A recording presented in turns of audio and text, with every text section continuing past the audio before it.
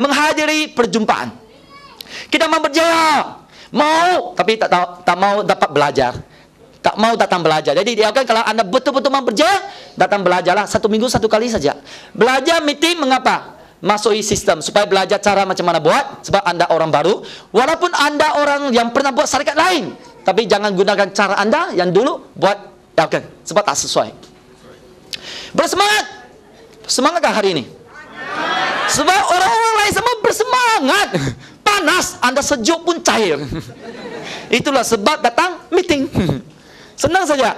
Contoh baru-baru ini ceramah motivasi di KK. 1000 orang. Pagi-pagi jam 8.30 sudah panas sampai akhir. Semua orang panas. Tak boleh tahan 1000 orang. Ya, boleh tanyalah Abang Abdillah, Sisi Amu Abdillah, Abang Yasin. Dan juga latihan berpindah LPB, manager workshop. Orang baru boleh datang ini lah. Belajar macam mana jadi manager. Datang manager workshop, bagaimana menjadi RSM. Dan PhD baru-baru ini di Johor minggu lepas 106 orang. Luar biasa. Anda jadi manajer dulu baru datang belajar latihan berpidato. Ini latihan berpidato di Sabah. Semua orang ini. Sebab semua kursus disusunkan. Tapi orang baru anda belajar datang meeting sajalah setiap minggu 1 kali.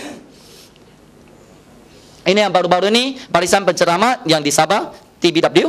Orang baru boleh datang Sorry yang akan datang lusa ni TBW sudah habis.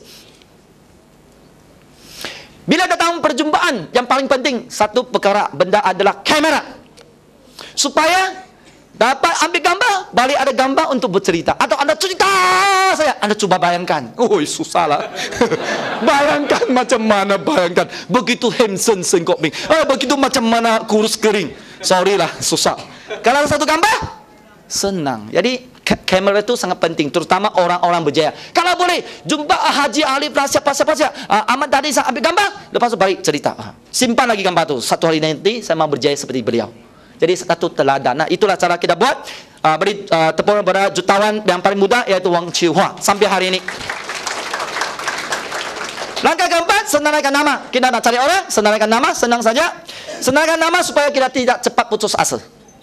Ada orang kata, susahlah boy, saya cari semua orang tak mau. Berapa orang semua orang? 3 orang. 1 A, B, C tak mau. Jadi semua orang tak mau. Kalau anda ada senarai 50 orang, 3 orang tak mau, masih ada 47. Kalau 10 orang tak mau, masih ada 40. Jadi tidak akan cepat putus asa. Itulah bagaimana membantu orang baru supaya dapat keyakinan. Dan cara yang kedua, supaya ada rancangan, merancang dengan baik.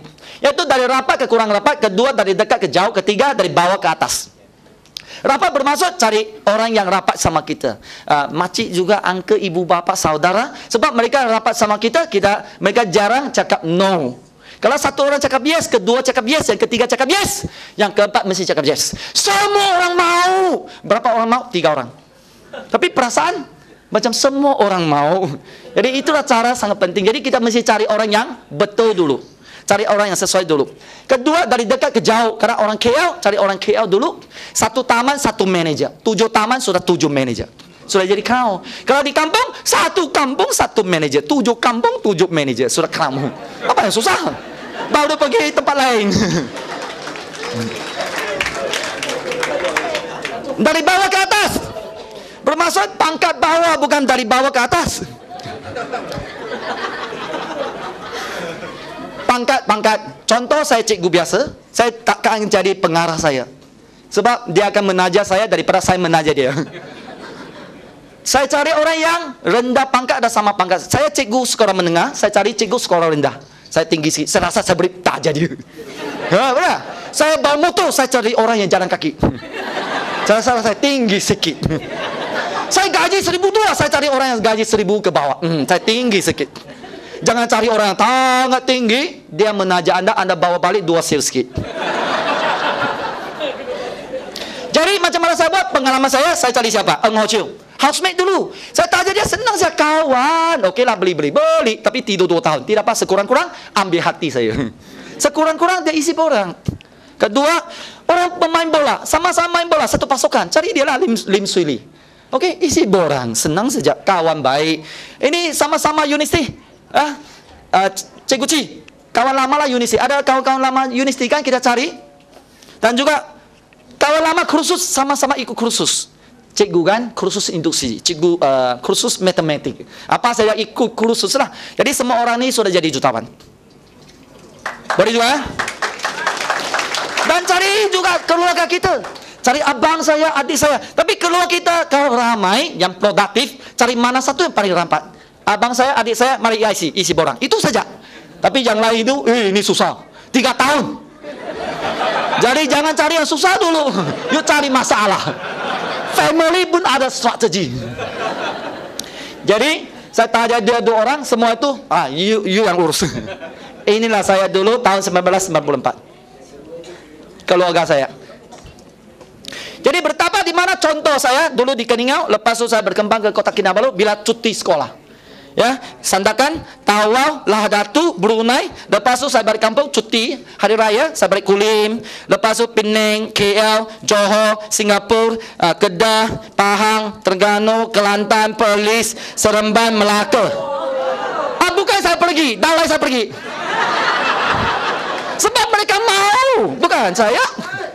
Macam saya mau bukan, apply saya pergi. Setuju ya? Contoh haji. Adik saya cari wang ciwa cari sansan cari haji. Bukan kita terus. Jadi itu adalah kehebatan perniagaan MLM khasnya di Elkan. Sekali lagi tepuk tangan beri Elkan. Jadi message saya adalah supaya Anda nampak ini adalah satu perniagaan cukup besar, tak ada had. Tak ada had dia.